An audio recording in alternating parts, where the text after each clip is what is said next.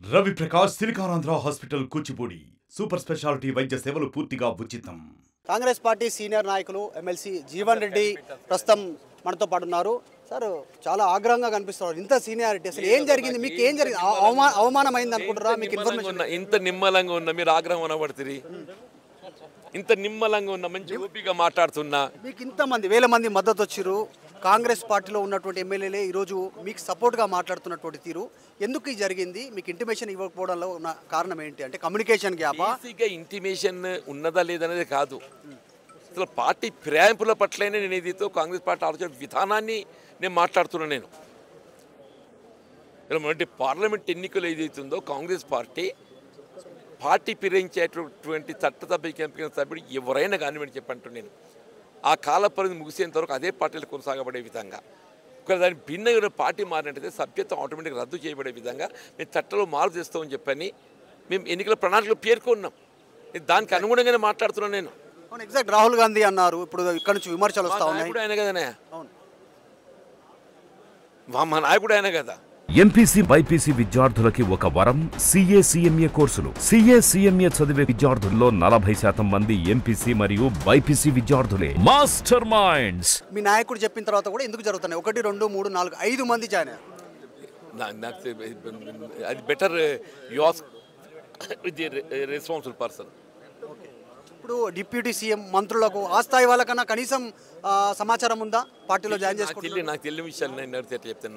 నాకు తెలిసిన విషయాలు నన్ను అడగని చెప్తాను. నేను నాకు తెలియని విషయాలు నన్ను అడుగుతున్నా ఎట్లా చెప్తా? ఇప్పుడు డిప్యూటీ సీఎం వచ్చారు, తర్వాత మంత్రి వచ్చారు, ఏం మాట్లాడారు జీవన్ రెడ్డి గారితో? మీతో ఏం మాట్లాడారు వాళ్ళు? ఇంతకాలం కలిసి పనిచేసినాము, కలిసి పనిచేసినటువంటి అనుభవాలు షేర్ చేసుకున్నాం. భవిష్యత్తులో పార్టీ బలోపేందుకు ఏం చేస్తే బాగుంటుంది, ఎట్లా చేస్తే బాగుంటుంది అనేది చర్చించినాం. రాజీనామా చేయాలనేటువంటి నిర్ణయం తీసుకోవడం వెళ్ళక ఏం జరిగింది అసలు? ఎందుకు మీరు బాధపడ్డారా? కార్యకర్తలంతా కూడా బాబు మనస్తాపానికి గురైన బాబు నా గౌరవాన్ని భంగం వాటిని చెప్పని భావించింది. నేను పార్టీ విధానాలకు భిన్నంగా పోతుంది పార్టీ అని ఒక ఆలోచన విధానంతో కొంత ఇబ్బంది ఫీల్ అయినా నేను.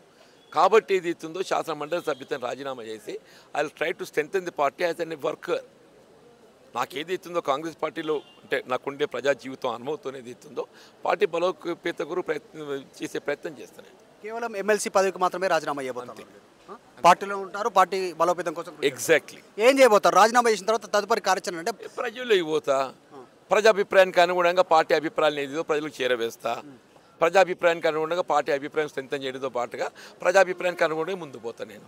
ఓకే, ఇప్పుడు రీకాల్ చేయాలని ఏమైనా అడుగుతున్నారా? ఇప్పుడు ఆయనను పార్టీలో జాయిన్ చేసుకురు, వద్దు తిరస్కరించాలనే డిమాండ్ ఏమైనా చేయబోతారు? నేను పని చేయడానికి. ఇప్పుడు గతంలో కేసీఆర్ కూడా కాంగ్రెస్ పార్టీకి సంబంధించినటువంటి ఎమ్మెల్యేని బీఆర్ఎస్ ఎల్పీలో విలీనం చేసుకున్నటువంటి సిచ్యువేషన్ సేమ్ ఇప్పుడు అదే రిపీట్ అవుతాం తెలంగాణలో. అదే సరైనది కాదు అంటున్నాను నేను. నా అభిప్రాయం సరైనది కాదు అంటున్నాను నేను. మొన్నటి శాసన ఎన్నికల్లో కేసీఆర్ విత్ 105 మెంబర్స్ 105 మంది సభ్యులు కలిగి ఉండి కూడా ఏది ఇస్తుందో పరిణామాలు మనం గమనించినాం, ఫలితాలు మనం గమనించినాం. సంఖ్యాబలం ప్రధానం కాదు, మన మీద ఏదో ప్రభుత్వం ఆలోచించేట్టుగా విధానాలు ప్రధానమని చెప్పంటున్నా. మేము ఎన్నికల్లో పేర్కొన్నట్టు ప్రణాళికలో ప్రధానమైనటువంటి అంశాలన్నీ కూడా అమలు చేసినాం. రుణమాఫీ కూడా రేపు అమలు చేయబోతున్నాం. By August 15th we are going to implement loan waiving. అట్లాగే రైతు భరోసా కూడా మేము కల్పించబోతున్నామని చెప్పంటున్నాను నేను. మేము ఎన్నికల్లో పేర్కొన్నట్టు వాగ్దానాలకు తోడు ఇతరత్రా పేర్కొన్నని కూడా మేము ప్రజల సంక్షేమార్థం అమలు చేయబోతున్నాం. దానికి అనుగుణంగా పార్టీ బలోపేతం అవుతుంది తప్పకుండా. మళ్ళీ తిరిగి అధికారానికి వస్తుంది.